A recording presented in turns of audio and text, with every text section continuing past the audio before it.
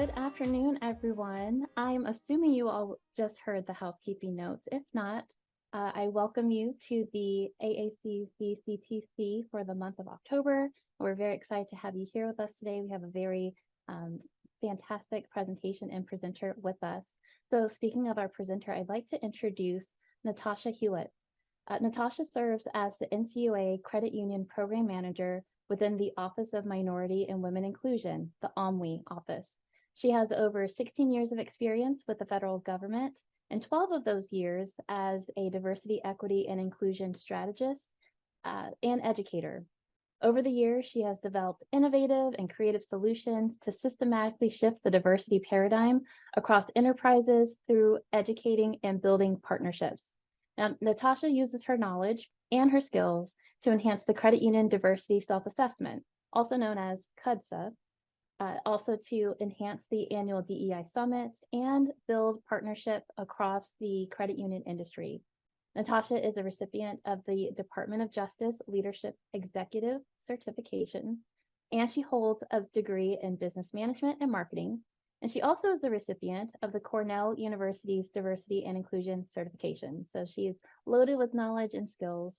Her passion derives from her son and her desire to pave a better future for the next generation of women and minorities through removing systemic barriers in the workforce and the financial industry.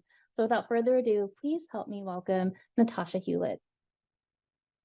Thank you, Danya, for that wonderful introduction. And hello, everyone. I'm so glad to be here. I'm going to go ahead and share my presentation. You bear with me a second. Yes.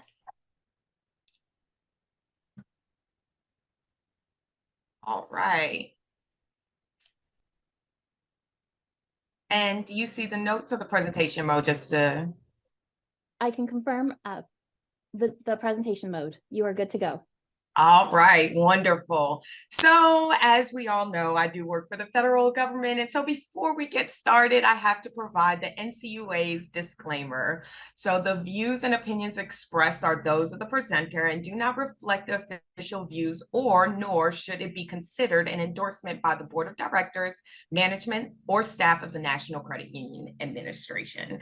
So with that, no further ado, I'm glad to be here and I welcome the first question. Excellent. Well, Natasha, I understand your role at NCUA is a credit union diversity and inclusion program manager. So could you tell us a little bit about what that means for credit unions? Yes, absolutely. So my role within the credit union, NCUA, is slightly different than my counterparts within the Office of Women, Minority, and Inclusion, as in I am an outreach person. I do DEI for all our credit unions. So what I do is I sit back, take an assessment of where our credit unions will need assistance in developing their programs, implementing programs, policies, and looking how we pave the way demographically across the workforce of the credit union. I also partner very closely with the other Natasha within our agency who does financial inclusion. We work collectively together because how we represent within our credit unions, what the workforce looks like, if it represents the community we serve, that's how we're going to reach more members. That's how we're going to bring in more members to our credit unions and bridge that gap, that financial gap that we have. So that's kind of my role. I do a lot of the work education-wise, as well as the two main programs, which is the DEI Summit that's just 2 weeks away, and as well as the Credit Union Diversity Self-Assessment. That's awesome. And you just mentioned those two major programs that you're responsible for, the DEI Summit and then the Credit Union Diversity Self-Assessment. Could you elaborate for us a little bit more on the Credit Union Diversity Self-Assessment? Absolutely. So as we know, it's a changing demographic across the country. And Karen Orvis of the U.S. Chief Statistician of the White House Management and Budget said the federal agency is starting to form a review of government standards for statistics about race and ethnicity to help ensure that we better reflect the diversity of the American people. And our American people are the communities we serve, right? And the members and potential members that each of our credit unions can have.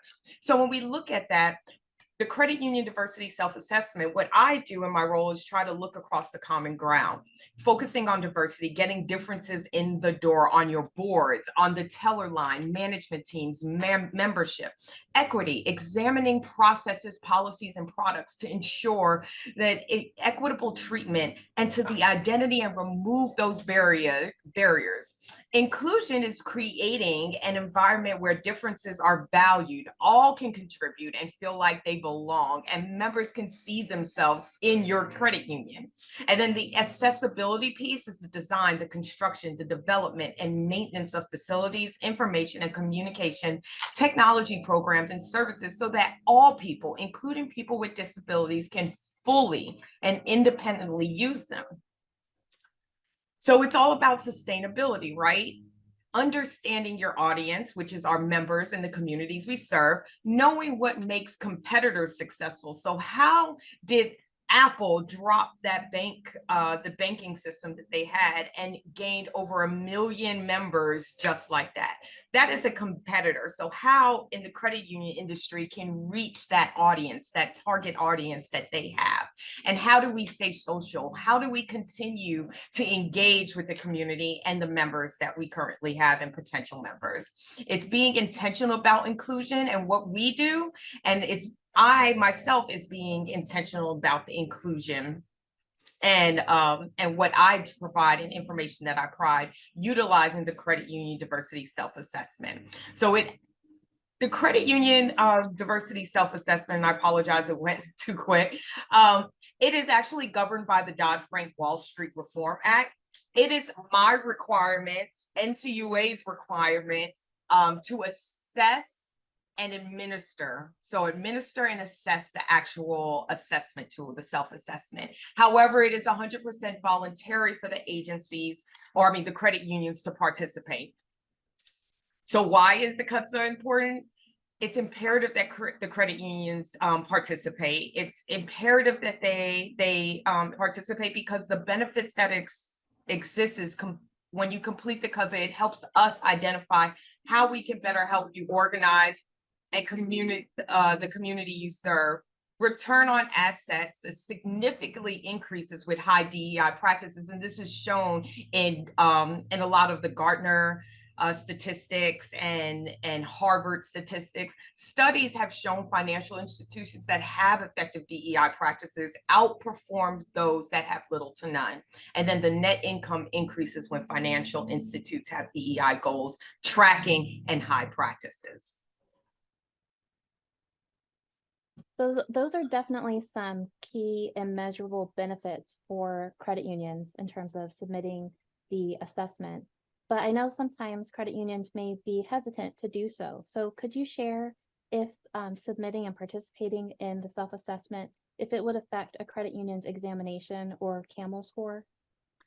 I'm so glad you asked that, because I believe there is definitely a misconception across the industry that, first of all, anytime NCUA is knocking on your door, they're absolutely not welcoming, hey, come on in. So if we're saying we're trying to send out a self-assessment, the quick anticipation or thought process is that it's going to affect your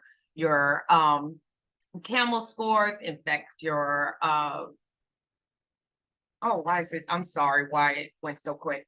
But the truth be told, it absolutely doesn't have any effect on your CAMELS rating. It has no effect on your examination process. It is so easy to complete, and it's a great tool to help not only us measure your diversity and inclusion progress, but your own.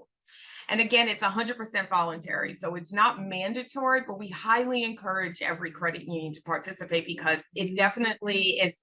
It doesn't just assist us, it helps you kind of see how to bridge the divide and bridge that gap with the community you serve. And then it introduces a lot of best practices to adopt. So no, it absolutely does not affect your CAMELS rating. It absolutely does not affect your examination process, and we try our very best to make sure we keep those two completely separate. Not only do we keep it separate, your submissions are 100% anonymous. when we send out the link, it's just pulled from the charter numbers that are in the 5300 and the 5310 call reports. We don't see it. It's an automated unique message that gets sent to all the CEOs that are currently listed in that call report. And when you submit it, no identifying information is included in there. So all we see are your results, the raw data of the results. So we can't tie the two together. And we do that strategically and purposefully because we want to make sure it doesn't impact any of the credit unions. Excellent. So I want everyone to catch that because Natasha said it twice, but let me reiterate. She said absolutely no effect on your examination or CAMEL rating. So along with that, another thing that you mentioned, let me just ask another clarifying question. Is the assessment used to identify credit unions individually to determine their level of diversity efforts at all? No, yes, I love that question. And the reason why that is so important is that the good news is that you can start small, right? We're not looking to say, hey, this credit union over here is not doing any work. No, no, no. We want to hear from credit unions that have absolutely no diversity, equity, inclusion program in place or policy or any type of behaviors that they're utilizing. We want to hear from you, from as small to the infancy level to the robust levels that have such a great diversity program. We want to hear from everyone. So we want to remove that barrier, right? We want to remove that barrier that a credit union believes they have to have some type of program in place or have some type of initiative in place in order to complete this. No, because if we don't know what our industry needs, I can't put things in place to help. And we have to look at that you don't need a diversity strategy just to demonstrate inclusive and equitable practices. We understand that we have different sizes of credit unions across asset sizes and even workforce sizes. So a credit union that may only have a staff of 5 people may not be able to have a robust diversity, equity, and inclusion policy and practices in place. But it's not about that. It's about demonstrating inclusive and equitable practices. It's about paying attention. And it's sometimes easier said than done. Some of these activities may make you uncomfortable, but you'll be modeling the behavior you want to see within your credit union, within your workforce, because when you're modeling that behavior, your workforce will reflect that, and then your workforce will actually reflect that onto your members and potential members in the communities you serve. So it's about self-team and business and how we do that, the behaviors. It's not necessarily having a policy in place or a program in place, because when you have those smaller credit unions, it may be a little bit harder to do, but it's really about the behaviors that you have in place. What are some of the cultural norms that you have in place? And can you change some of those so that they're more inclusive to not just your workforce, but the community you serve? I love the fact that the self-assessment is essentially inclusive for all the reasons that you just said. No matter where you are on your journey, whatever size you are as a credit union, sounds like everyone is welcome and encouraged to submit the assessment. So with Yeah. that said, Natasha, if a credit union has not started their diversity program or doesn't have one, how would you advise them to get started? Or in relation to the assessment? Oh, absolutely. Well, first, it's open season for the assessment now, so you can absolutely go in there and submit, which we'll cover later how you can submit. But you can always reach out to me. I am the credit union DEI person, your go-to person, and I actually had a credit union that picked up the phone. She was newly appointed as the DEI. I forgot her role, but she was served in that role as a DEI practitioner for her credit union, and they were new, and she wasn't sure where to start. So she picked up the phone and called me. I provided her some guidance. She asked me a few questions. I gave her some templates that she could use. So that's what I'm here for. So sometimes you may not know where to start, and you can pick up that phone. You can email me anytime directly. You can email the credit union diversity email address, but you can also email me directly at nhewlett at ncua.gov and ask me where do I start, because it is hard. And I have to say, I've been, as Danya had mentioned earlier, I have experiences. I helped establish at the Air Force Surgeon General's the Surgeon General's office, I help establish the diversity, equity, and inclusion program for them. So I have knowledge and I have skills in that area of how to start something from scratch. Even in DoD, which is very hard to do, I still was able to successfully do that. So I have the skills and knowledge. So reach out if you need to. Kudos to you for being able to establish that in that environment. Yeah. So it sounds like, again, if a credit union doesn't have a diversity program, they should participate still. Absolutely, yes. Let us know, because what I do is I look at the aggregated data and I see where some of the areas in the 5 elements of performance where we're falling a little short. So, for instance, this year, I seen within strategic planning, a lot of credit unions, over 54% of credit unions stated they do not have a strategic plan. And so I want to provide some type of resource to the credit unions to help build that. So this year's summit, we have a workshop where we're bringing in a professor that focuses on this. And he just so happens to also be a board member for a credit union. So not only is he a professor at a university, he's also a board member for a credit union, has expertise in this area. And he also understands the credit union system. He's going to present material on how to build and put a strategic plan in place for diversity, equity, inclusion. So I take the aggregated data. So if there's a credit union that doesn't have, it's going to show us that, oh, I don't have a supplier diversity program. Oh, I don't know how to have transparency. I don't know how to assess our current programs and diversity programs. So how do I do that? And the way we do it is I look at that data and provide resources. I'm more strategic in the resources that I'm providing based off of those things. So if you're not taking it, I don't know. So this helps me understand where the needs are. Awesome. So I heard you mention the supplier diversity program. So if you could, can you break down what the self-assessment evaluates, the different components, if you will?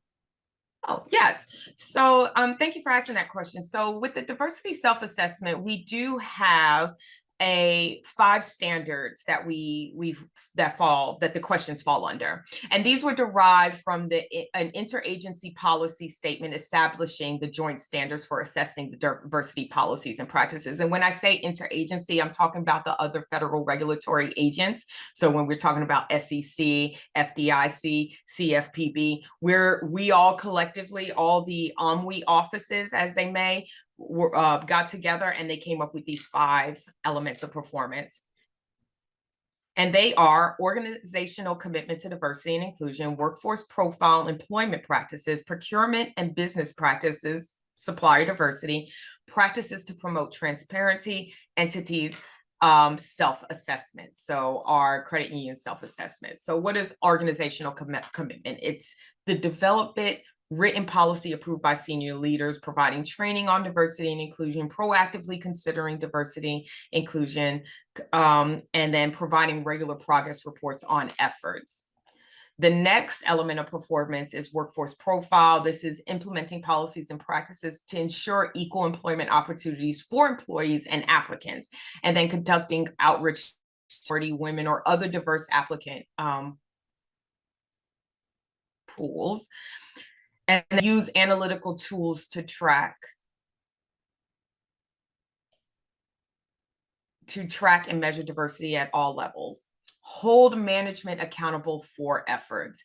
And then our next one, our 4th one, is supplier diversity. So this is those policies that you have in place to solicit bids. So every credit union or most credit unions are doing business with a third party vendor, right? So someone is running your website or your app database or your email server, whatever that may look like. We want you to do solicit bids for more qualified, more minority and women-owned business. So being more targeted in your outreach, in your business practices, reaching out to those businesses. And we are actually working collectively right now with Census Bureau that has a mapping device where they're mapping all our credit unions that are federally insured. And you'll be able to click on your credit union and see the type of demographic demographics that surround your credit unions. They'll actually be at our summit as well to kind of demonstrate their platform for you. But it's definitely going to give you more access to see what is it out there, what businesses are out there, where can you do more supplier diversity, where can you reach more members and close that financial gap. And then the last but not least is our financial transparency. It's sharing information with leaders, sharing information with your workforce, sharing information with your members, that transparency of where you are as it relates to those other 4 components. Great. Thank you so much for breaking those down. Now, those 5, have they changed over time, or are they the same year over year? That is a great question. So they are the same every year after year since 2015 when they were established. Now, the OMWE offices directors are currently convening to reassess them because just like the changing demographics of our community and America and how we operate on a daily basis, we need to change how we're assessing the work that we're doing. We are advanced in some areas, we're not advanced in some areas. So they're definitely collectively looking at each of these elements of performance. We want to be more intentional on how we're assessing our federal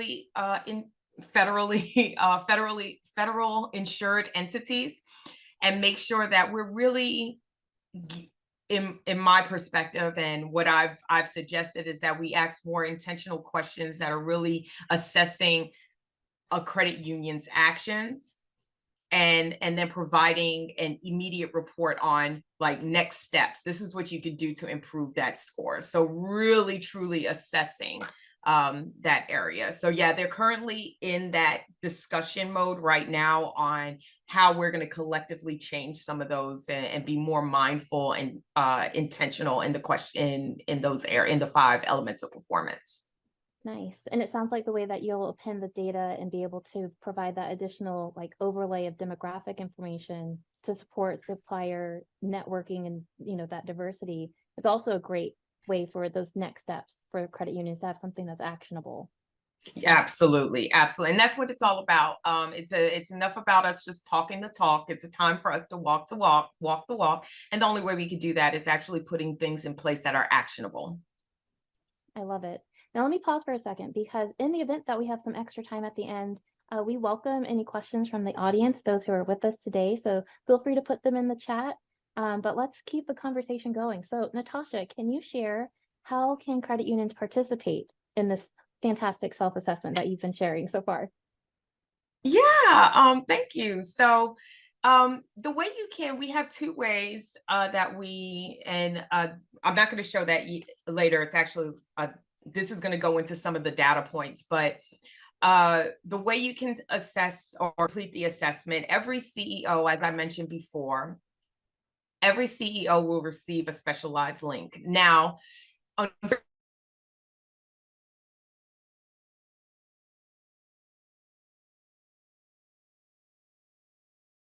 Uh-oh, let me pause for a second. Natasha, we lost you for a minute, but I do see you on camera. yeah, I don't know what happened. Zoom Okay, me out and it no brought me worries. back in. That's okay. You're still with us. Do you want to share your screen again? Yes, Okay, let's do absolutely. it. All right, Okay. we'll pause. Technology's great until you need it. Okay, there you go. Are we There you back? go. Yes, we're Okay. back. Take it I away. apologize, everyone. My computer's been giving me a wonderful Friday blues. I don't know. It's been all day to me. So hopefully it doesn't happen again. But where was I? I was speaking about how you can submit. So every CEO receives a specialized link, and the specialized link is sent through the email address that's currently in the call report, and we pull it from the latest call report that's in the system. Again, I don't personally know who that CEO unless you contact me and say, "Hey, we never received the link." Then you provide me your charter number. I can look you up and see who's listed and then send an email. Unfortunately, I can't change the email. I can't do that. All I can do is put it in the whoever's listed on the call reports contact information. That's the only way I can send it. Now, there is another way to complete it if you can't do the the online version. We do have a PDF version of the self-assessment that's listed, that is accessible on our website. I don't, I, I think it's better if you could do it online, but this is another option that you can use. The questions are slightly different in how we're capturing that data. And again, it's because we're trying to avoid knowing who you are and credit. We want to maintain this as anonymous as possible. And through the computer system, through the actual link, it really makes it anonymous, autonomous.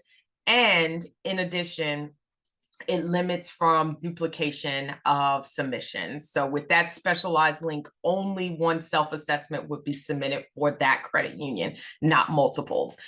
So those are the two options. At the end of this presentation, I'll provide you, there'll be the website that you can write down along with an email. And then you can always contact me directly or the credit union diversity email if your CEO had not received it. Sometimes you have to check your junk mail. You know, some of y'all don't want messages from NCUA, and it's okay, but just check your spam or junk mail, because sometimes that automated email will go in there. Is there a certain time of year where the email gets sent to the CEO? Yes, so October 1st through October 1st is when the first initial email is sent, and then throughout the time frame, which is from October 1st to February 1st, they'll receive a reminder emails as well if they hadn't submitted yet. That's helpful because we all know our CEOs are inundated with work and email. So anyone on the call that plays a supporting role to our CEOs, you know, that time frame that Natasha just shared, that'd be a good time to do a friendly nudge to see if your CEO did receive the email. Sounds like they will get the follow-ups as well, but that way everyone is aware that the organization received the email and can go ahead and submit the application like you mentioned. Yes, absolutely. So Natasha, I know this isn't one of our prepared questions, but can you share the assessment? Essentially, how long does that take to complete? And do you need to come prepared with anything? Like, what's the best way to set yourself up for success to complete it? And can you do it in one sitting? Like, break it down for us. Yeah, absolutely. So normal, if you're very fully in tune with every aspect of your credit union, you can more likely finish it in an hour.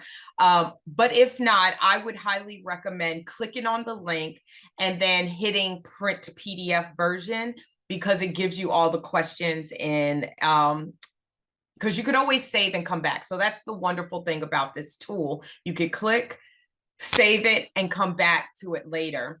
And we have a feature on there now where you can actually pull the current report, which if you don't answer anything, it's perfectly fine, but that'll give you a piece of paper or something that you could save so you know what information you need. Some information is automatically pulled from the call report, but for the most part, like your charter number, some things like that, you would have to know some of like the practices that you currently have in place, some of the questions that they do in those 5. So each element of performance has about 10 questions, 5 to 10 questions. It's more like 5 questions, but some of them have sub questions to the other question.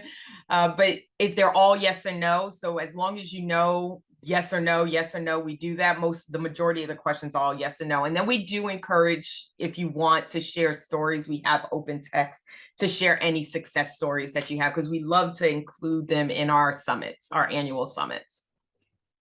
Nice. And part of those success stories, I'm sure, is just seeing if you're a repeat submitter, being able to track and see, you know, your data, how it's evolved over those periods. So is it possible to get a historical look back at submissions from before, or is it best as a credit union to just keep a copy? Yeah, no, so we do keep that. And for some reason, that's the one slide I'm missing here. We actually, part of my annual report that I do to, that the chairman signs off on, and then we send out to the public, it provides a breakdown over the last 5 years. So as you can see in this report right here, this is just showing our submission rate. And kudos to the credit unions, okay? Because you see from 2021 to 2022, we significantly doubled our participation rate, right? So we started this requirement back in 2018 at the NCUA. administering this self-assessment. It started off with only 81 credit unions that participated. That was, barely 2%. And then we gradually increased, but we had the most significant increase last year. And I'm not going to say it's because I came on board and joined the NCUA, but it may have something to do with it. Just kidding. But no, we had a very big uptick. And what I'm reaching for is another significant increase, moving that pendulum even higher. Because if you're a data person, which I'm an analyst at heart, and I like data, the more data or more participants in any survey that you have, you get a better assessment of where you truly are. So right now we're doing pretty good, because usually they say on average you want at least 10% of your representation of who is being surveyed. So with that 481, we're at 10.1%, but we'd like to see more, because we really want to make sure in the industry we're doing better. We have another graph that actually breaks down the repeat submitters, and we have to take it very since the data is aggregated, we can't really confirm that it's the same credit union, but what we can say is that we had 10 credit unions since 2018 participate in the assessment, right? We can't tell you who those 10 are, or if they're the same 10, but what we can say is we had 10 credit unions that participated every year since 2018. And then there's a couple more every year. It increases. Okay. Now, you could have been that determining factor why there was that explosive growth. But it could be. It could have been. Can you think it's a collective effort. Yeah. Was there anything else going on in the environment or the system, or the system of credit unions, or just that you can think of that would have contributed to such a stark positive increase in submissions? I think there's this hunger for wanting to know more, right? Where are we? And connecting and bridging that gap with financial inclusion, right? Our board member Hood definitely put in place, and that's where the other Natasha comes into place, doing more access, right? Implementing more programs that are bridging that financial gap and reaching out to more communities. And even the work that AACUC, ALCUP does for the organization, for the credit union industry, like Juntos Avanzamos designations, right? We have all these new things that credit unions are being able to be identified as doing more work for particular demographics that are usually overlooked and are unbanked or the underbanked. So doing that more work, and I think the credit unions are seeing more of a role and hearing more of the stories, like at the CUNA event and AACU events, hearing some of the stories that are existing out there of the great work of helping the members and providing more of those financial services. I think it's creating a more hunger for credit unions to really start assessing their diversity practices. That makes sense. It's just an evolving, not trend, but it is a positive trend that you can see on the data lines there. So we have a couple more questions that have come in, but I do know that you have a video. So let me know when we should turn to your video. Yeah, I just want to share a few more graphs from our 2022 annual report, and hopefully soon it'll come up where you were just an FYI, our agency's kind of going through a new board change and congressional hearings. So when that kind of happens, a little things get stuck in approval process. But I wanted to share some of the graphs and data that we shared. So this kind of gives you a snapshot of our submitters by region. And it was kind of close. I thought one region was going to be stronger than another region, but looking across all the regions, our credit unions are fairly even in participation, which is nice. But it looks like Eastern region, we're going to have to do a little bit more strategic outreach to them to partner and with our leagues and organizations and industry organizations to help them engage more. And then this is kind of a look at our submissions by credit union asset sizes. So, and it's over the last 5 years, right? So we started in 2018, and you can see how we're gradually increasing, and that we're having more of an even participation rate amongst the different asset size, which is also a great story, right? Because in order for us to understand the needs, it's nice to see, okay, how many are really participating in our more than $1 billion assets, or credit unions are smaller credit unions that have less than $10 million, right? So what does that look like? And then this kind of gives you an So remember where I spoke about the 5 elements of performance? So here's a breakdown over the last 5 years, kind of snapshot of the affirmative responses of the different 5 standards. So in 2022, you see that in element performance 1, our leadership organizational commitment to diversity and inclusion, it's good, right? It's more than half of our credit unions are saying, hey, our leadership wants to do this. But where we're seeing it falling off on the other elements of performance, it's the how, right? We got the support, we have the commitment, but we may not necessarily know how to do it, which is completely understandable, right? Or how to really, maybe you have those practices and you're implementing employment practices and expanding your outreach, but it's still not connecting that dot. How and why isn't it? So this kind of gives you that little brief snapshot. And then just to close us out, and then we can open it up for question and answer, more Q&A. I have a short video from our chairman who is 100%, and I think that has a lot to do with such a success rate in our credit union self-assessment, because our chairman is a big supporter and of the event, of this particular process and program.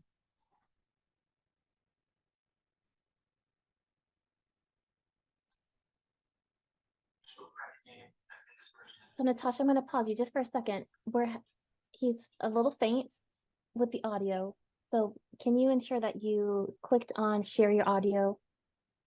Yes, let me make sure. You know what? Because when it powered down, it probably didn't. Let me stop my share. Originally, I had it with the volume. Yeah, and it didn't. Okay, let's do this again. I apologize, everyone. You're good. We don't want to miss Chairman Harper's words. Absolutely. Now it's buffering. Here we go. Hi, I'm Todd Harper, Chairman of the National Credit Union Administration. Diversity, equity, inclusion, and belonging are essential to the future success of the credit union industry. But at their core, diversity, equity, inclusion, and belonging are more than just principles. They are foundational practices that must be acted upon. An excellent place to start on the path from intention to action is completing the voluntary credit union diversity self-assessment. Although not required, I encourage all credit unions, and especially those with 100 or more employees, to use this tool and to share your results confidentially with our Office of Minority and Women Inclusion. This invaluable self-assessment will allow you to look inward at your team's DEI journey so you can evaluate where you are now, and it can inform what you can do better to leverage diversity tomorrow. Results from these assessments are reviewed in the aggregate, not individually, and they have absolutely no bearing on your CAMELS rating or your examination findings. Each year, we share the reported DEI results in the annual OMWI report to Congress and give feedback to the industry. Visit cudiversity.ncua.gov and begin the credit union diversity self-assessment today. We will collect submissions for 2021 until January 15, 2022. If you have any questions about the assessment or if you would like to learn more, contact our Office of Minority and Women Inclusion at omnimail@ncua.gov. Only with your help can we move diversity, equity, inclusion, and belonging from intention to action within the credit union system. Thank you. All right. And so this is how you can submit. As I mentioned before, this is the email address. So if you have time to write it down, you can now. And then that's the website that the chairman was speaking to. He mentioned January 15th. We have now extended it. We do it to February 1st of the year. And we do that to make sure that it coincides with the call report, the last quarter call report that comes out. So definitely write this information down. You can email that directly. And then just for my email, again, I said that we call ourselves the Inclusion Duo because I focus on workforce inclusion within the credit unions. And then the other Natasha focuses on that financial consumer inclusion, and she's your contact there, Natasha McAdoo. Excellent. So Natasha, our recording will be available for our members and non-members, but the deck that you presented today, would that be accessible? I can absolutely send it to you and you're more than welcome to send it out to anyone. Okay, thank you so much. So then we're curious, Natasha, we know that the assessment makes a positive difference on credit unions. Are you able to draw from any testimonials or stories from credit unions that have been able to share how the assessment has shaped their DEI journey or transformation efforts? Yeah, absolutely. So, and it goes back to the one diversity, equity, inclusion point of contact from a credit union who was fairly new and was unsure where to start, did not want to complete the assessment because they were at their infancy and still unsure of what to do. So they did complete it and then eventually contacted me to share that story. Another one is the CEO. Is it Greylock? I think we all familiar with Greylock Credit Union. They share some phenomenal stories every year that they complete their assessment. And they actually said the only reason why I could call them out is because they personally send an email to me with their good news stories after they complete their assessments on how this assessment has truly helped them identify some areas where they can improve and the stories that come out of it. And they have some phenomenal stories on the successes within their credit union, growing their asset size, asset levels significantly because of the more work that they're doing with the community they're serving. So it definitely does show that when you take it in the beginning, you definitely don't have to have a robust program in place. It's infancy level, no level. We want to hear from you because then we can identify the needs and then we can move forward and help you get to that level of, Greylock Credit Union. That's great. I love that. And that was not a plant. I love how you shouted out Greylock. We, AACUC, loves Greylock. In fact, one of our board members is John Bissell, Greylock CEO. So that's a full circle moment for us. Very good. So a couple more questions for you, Natasha. You mentioned when all credit unions can submit the assessment through January or so. When would the results for, 2023 data be available, or even the report for 2022, where you were able to mention, you've seen a lot of submissions and some of the data that you shared. Is that public? When would that be public? Thank you. I appreciate that question. And that's one of the questions one of the areas we're trying to do a better job at getting the information. The intent was for us to have this report out in June. Due to certain challenges that came up within the government. I mean, government shutdown, even though it doesn't directly impact the NCUA, it does impact us in some sort. And a lot of congressional hearings, it kind of pushed the results out. However, every March, we're required to do a report to Congress, and that report's out there right now. So if you went to the NCUA OMWI website, diversity website, you can actually pull the call report not the call report, I apologize. You can pull the report to Congress up for 2022, and it actually has a whole section in there about the credit union diversity self-assessment with some of the key elements of reports and findings in there.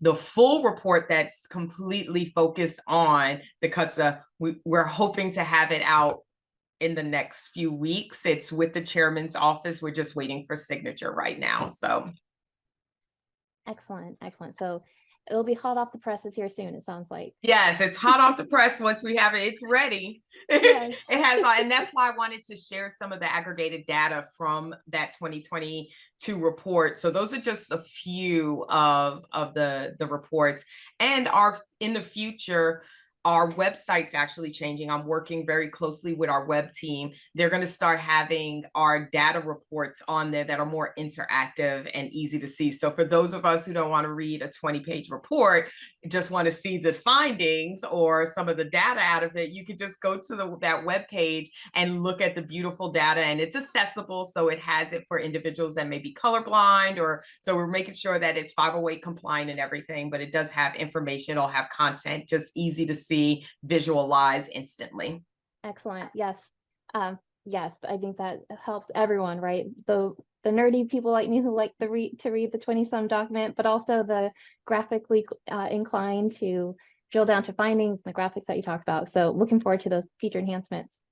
Yeah, I'm a visual learner, so that's one of the reasons why I was like, yeah, I love reading, but a 20-page report, when I have a lot going on, I would like to just see some of the highlights or the visual aspect of it. So I kind of implemented that. Excellent. That part. Way to be inclusive, Natasha. We appreciate that.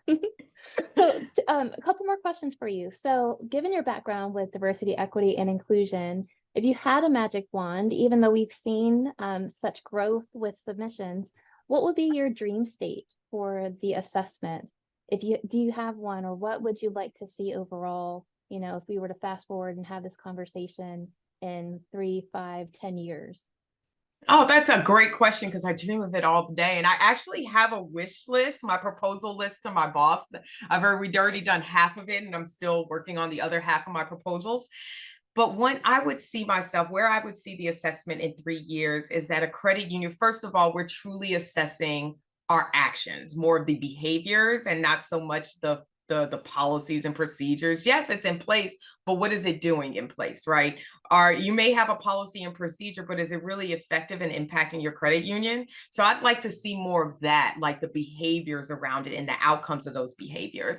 And I would love to see, once a credit union hits submit on their report, on their submission for that assessment, that it instantly gives them a results over the years. So if like you completed the CUTSA last year and the year before, when you hit submit, it'll give you a comparison of the 3 years of where you are and your improvement. So you can see personally, directly, since we do aggregated data, it'd be nice for the credit unions independently to see their results, because I know that's what you want. You want to see, how am I doing? Like, it's always what about me, right? What's in it for me? What am I doing right? You want to see what you're doing right. And so having that ability to do it, that I talk about it all the time. Like, can we do it? How can we do it? I want to do it now, type of thing. Because I think that's more important than anything, is for the credit unions to see independently how they're progressing over time. And then secondly, I see at least half of the credit unions participating in the credit. That's my real wish. At least half of our credit unions that are federally insured are actively participating in the assessment, because then it really truly gives me good and great data to implement resources and provide resources and services to the credit unions. Excellent.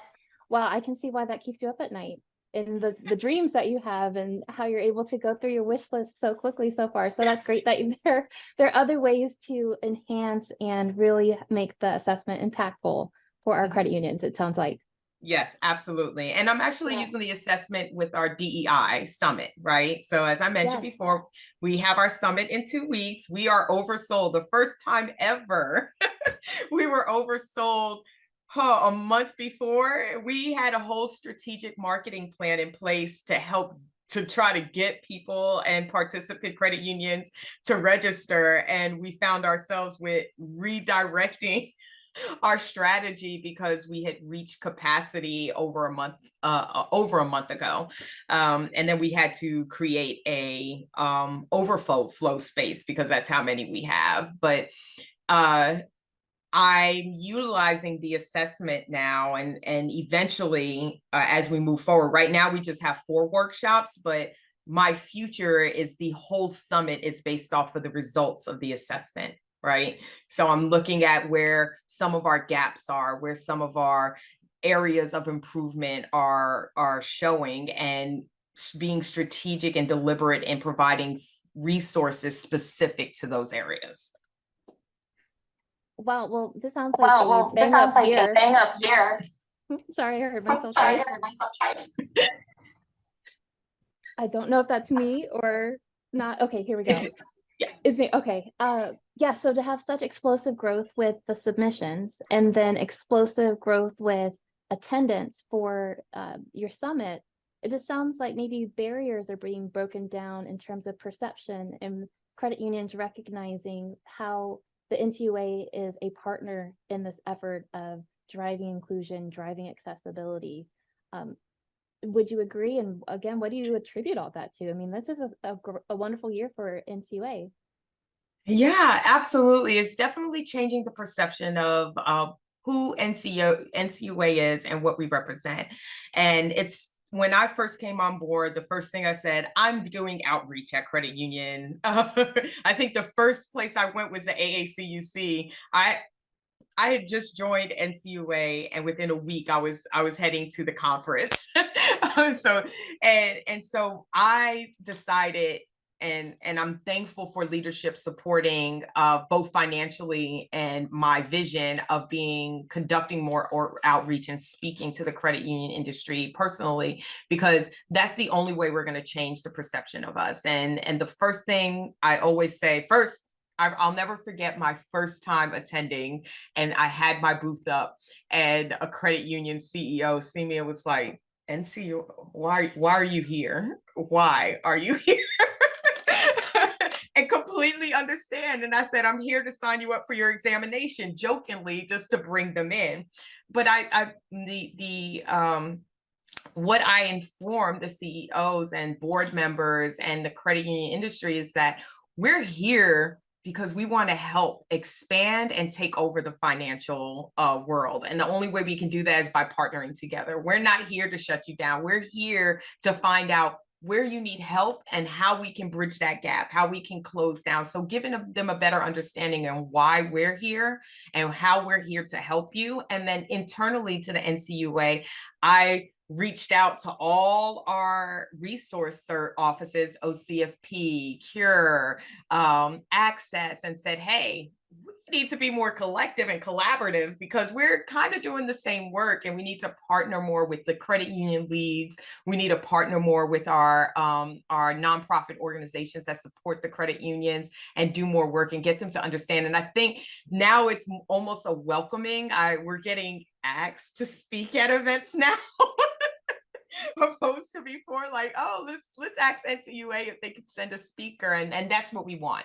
So changing that perception of who's NCUA, making us see more, not the villain that we want to come down, the big bad wolf to blow your house down, but we're here to help you. Even the examiners, they're here to help you. They're here to see where some of the risks may lay and how can we help stop that, because we don't want to see a credit union shut down. We want to see a credit union flourish and support the community that they serve. Awesome. Well, Natasha, I think we have time for one more question from the audience that I have for you, because while we haven't said it on this call, we often say at AACUC, we start on time and end on time. So let me give you this last question, and then I'll ask you for just a final closing thought. Are there any goals on the supplier diversity side?